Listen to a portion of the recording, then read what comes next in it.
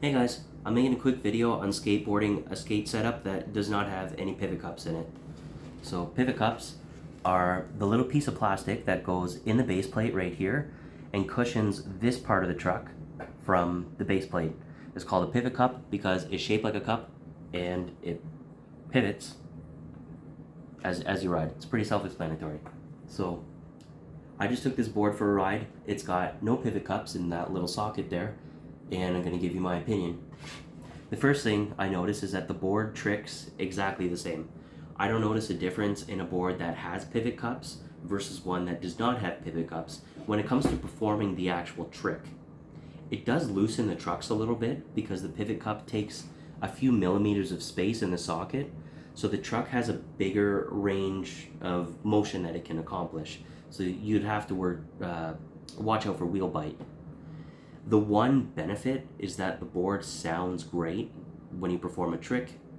When you land, there's this audible smack sound and it just sounds really good. And it could be just me, but it seems to even sound better when you pop. So the board sounds great, but I'm going to tell you why you absolutely need pivot cups. The first one is physical wear.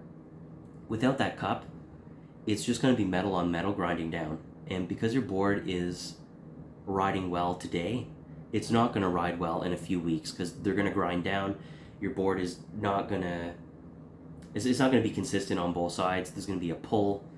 It's just not going to be good. And it's expensive to replace trucks, but it's really cheap to replace a pivot cup, which is a couple bucks. So maybe it's okay for one day for a short skate session, but it's really not a good long-term solution. And the other thing is that it really cushions your landing. Is a bit of an eye-opener skating without pivot cups in, because you really begin to realize how much of the impact of a trick is absorbed through the pivot cup alone. You really feel it in your feet when you land and that cup isn't there to cushion the fall. It hurts your feet. Thanks guys.